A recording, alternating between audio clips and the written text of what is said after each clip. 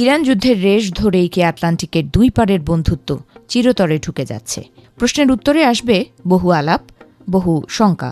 তবুও মার্কিন president Donald Trump হুঙ্কার দিয়েই চলেছেন। দীর্ঘ ৮ দশকের পুরনো সামরিক জোট ন্যাটো থেকে আমেরিকাকে বের করে দেওয়ার যে হুমকি ট্রাম্প দিয়েছেন, তাতে শুধু ইউরোপ নয়, কপালে চিন্তার ভাঁজ পড়েছে খোদ ওয়াশিংটনের নীতি নির্ধারকদেরও। ঘটনার সূত্রপাত ইরান আমেরিকা যুদ্ধকে কেন্দ্র করে। মধ্যপ্রাচ্যের উত্তাল সমুদ্রে যখন মার্কিনী রণতরীগুলো অপারেশন এপিক ফিউরি নিয়ে ব্যস্ত, তখন ট্রাম্পের অভিযোগ ন্যাটো মিত্ররা তাকে একা ফেলে পালিয়েছে।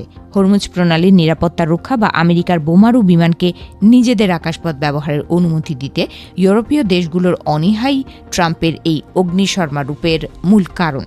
সম্প্রতি ন্যাটো মহাসচিব মার্ক রুটের সাথে এক রুদ্ধদ্বার বৈঠকের পর নিজের ক্ষোভ আর চেপে রাখতে পারেননি ট্রাম্প।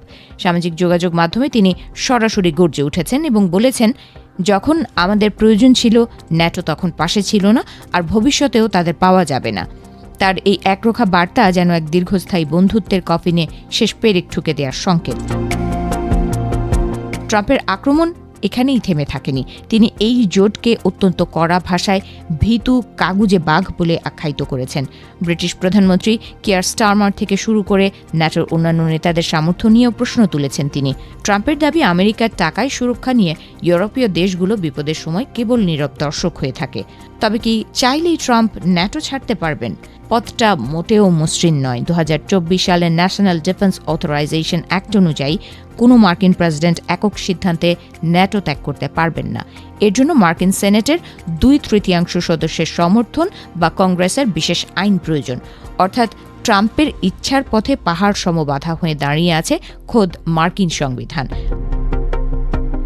মজার ব্যাপার হলো, এই আইনটি তৈরিতে বড় ভূমিকা রেখেছিলেন বর্তমান মার্কিন পররাষ্ট্রমন্ত্রী মার্কো রুবিও। অথচ ভাগ্যের পরিহাসে তিনিও এখন ন্যাটো নিয়ে সংশয় প্রকাশ করছেন। রুবিও জানিয়েছেন, যুদ্ধের পর ন্যাটোর উপযোগিতা নতুন করে খতিয়ে দেখা হবে। ঘনিষ্ঠ বন্ধুর এমন ভোল পাল্টানো ন্যাটো দেশগুলোর মধ্যে আতঙ্ক আরও বাড়িয়ে দিয়েছে। বিশ্লেষকরা সতর্ক করে বলছেন, আমেরিকা যদি সত্যি ন্যাটো ছেড়ে বেরিয়ে আসে, তবে তা হবে বর্তমান শতাব্দীর সবচেয়ে বড় কূটনৈতিক ট্র্যাজেডি। এতে সবচেয়ে বেশি লাভবান হবেন রাশিয়ার প্রেসিডেন্ট ভ্লাদিমির পুতিন এবং চীনের শি জিনপিং। পশ্চিমের এই ফাটল বেইজিং এবং মস্কোর জন্য এক বিশাল রাজনৈতিক বিজয় হিসেবে দেখা দেবে। ন্যাটোর প্রতি ট্রাম্পের এই অনীহা কিন্তু নতুন কিছু নয়। এর আগে ডেনমার্কের কাছ থেকে গ্রিনল্যান্ড কেনার অদ্ভুত প্রস্তাব দিয়েও তিনি মিত্রদের বিরাগভাজন হয়েছিলেন।